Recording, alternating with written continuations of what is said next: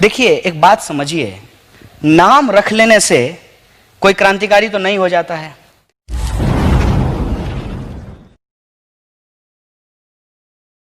मेरा ये आपसे सवाल है, हम लोग सब, आपको मालूम है, सामीन के रिएक्शन से आपको मालूम है कि जो आप जद्दोजहद कर रहे हैं, पूरी हिमायत हम कर रहे हैं, लेकिन हमारे दिल में एक गैर जानिबदार शख्स होने के नाते हमारे दिल में कुछ खौफ है, कुछ शुबा है। और आप जिस तहरीक और जिस नज़रिए से हमदर्दी रखते हैं दूसरे ममालिक, और 3 मिसालें देता हूं, चाइना, नॉर्थ कोरिया और साबिक सोवियत यूनियन। आप जमहूरियत की बात कर रहे हैं, इंडिया अभी भी एक जमहूरी मुल्क है। Please make the question short. जमहूरी We don't मुल्क have time at all. है। आप जो जिस तहरीक से हमदर्दी रखते हैं, तारीख गवाह है कि जब भी आप लोग इख्तिदार में आते हैं, जब तख्त पर बैठे रहते हैं, तो जमहूरियत बाकी नहीं रहती है। तो वो खौफ हमारे दिलों से कैसे निकालेंगे आप?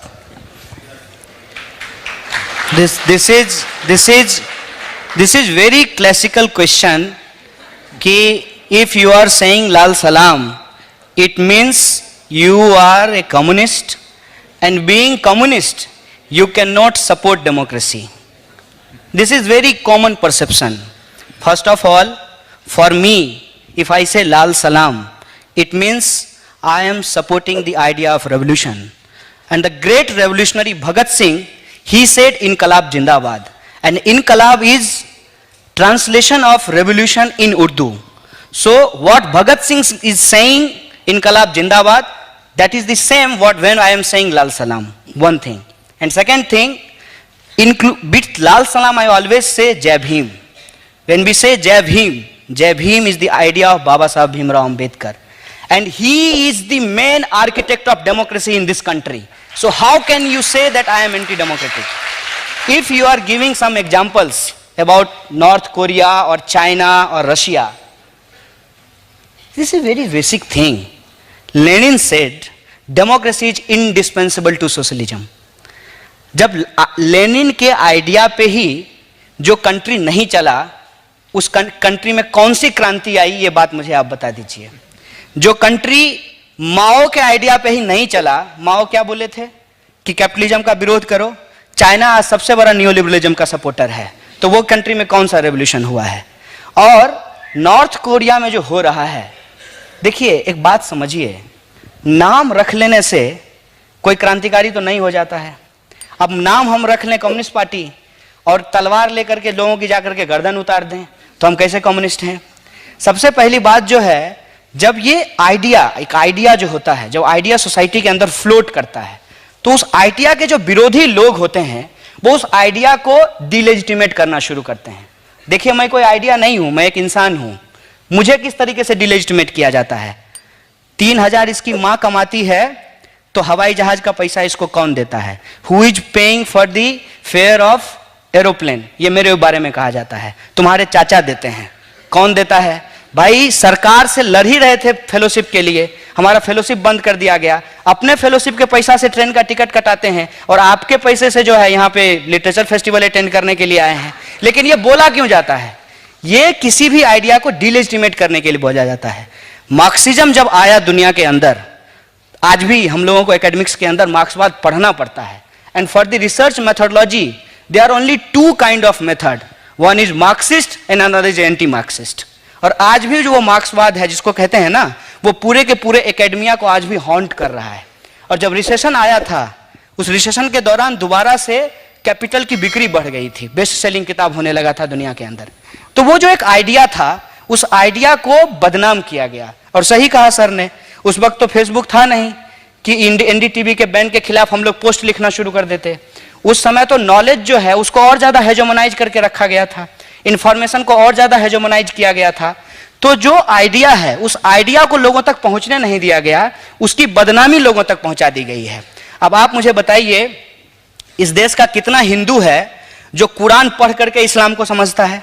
कितना आदमी है? इस देश का कितना आदमी है जो महात्मा गांधी का हिंद स्वराज पढ़ करके गांधीवाद को पढ़ समझता है? इस देश में कितना आदमी है जो चे गुवेरा का तस्वीर लगा लेता है अपनी टी शर्ट पे और अपनी टोपी पे, और वो चे गुवेरा को जानता हो कि चे गुवेरा कौन है? तो प्रॉब्लम क्या है? प्रॉब्लम यह है कि हम किसी भी आइडियोलॉजी को बिना जाने ही उसके बारे में उसके ज्ञानी बन जाते हैं। अब क्या कहा जाएगा कि 35 साल में आपने बंगाल में क्या कर लिया। भाई 35 साल में बंगाल में हमने कुछ नहीं किया, लेकिन 35 साल में हमने जो बंगाल में किया वो तुम जो है उत्तर प्रदेश में करके दिखा दो। तुम लैंड डिस्ट्रीब्यूशन कर दो उत्तर प्रदेश में, फिर हम समझ में आ जाएगा। फिर बिहार में तुम लैंड डिस्ट्रीब्यूशन कर दो।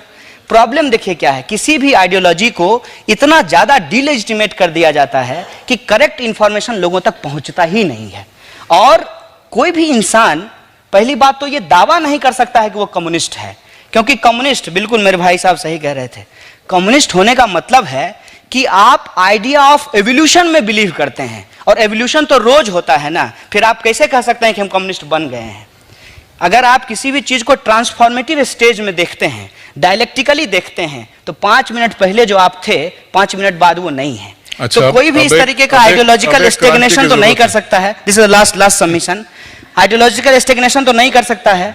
इसका मतलब यह है कि किसी का भी ये दावा करना कि मैं कम्युनिस्ट हूं सबसे गैर कम्युनिस्ट स्टेटमेंट है। और कोई भी इंसान जो ह्यूमैनिटेरियन नहीं हो, डेमोक्रेटिक नहीं हो, वो कम्युनिस्ट तो कतई नहीं हो सकता है। और ये जो कम्युनिस्ट पार्टी के नाम पे हंगामा दुनिया में हुआ है, अंतिम बात बोल करके अपनी बात खत्म करूंगा। हिटलर की पार्टी का नाम भी सोशलिस्ट पार्टी था। Sorry. It's a complete wrap-up. You have overshot by several minutes. It's your fault. You asked questions that made him speak for 10 minutes. So I'll just end by saying, first of all, a great thanks to Kanaya, but also all of us need to remember what the wonderful Marxist scholar E.P. Thompson said, that revolution is ultimately a ritual political behavior from below. And this will continue to happen from below, this ritual of political behavior that seeks change, that seeks transformation, that seeks a completely new society will continue to happen, but it needs triggers. And here is one trigger sitting here. And thank you very much, Kanai. Thank you. सवाल पूछते रहिए, जवाब मिले ना मिले, आपके समय में जवाब आए ना आए, अगले जनरेशन को जवाब बहुत मिलेगा। बहुत बहुत शुक्रिया आप लोगों का, बहुत बहुत।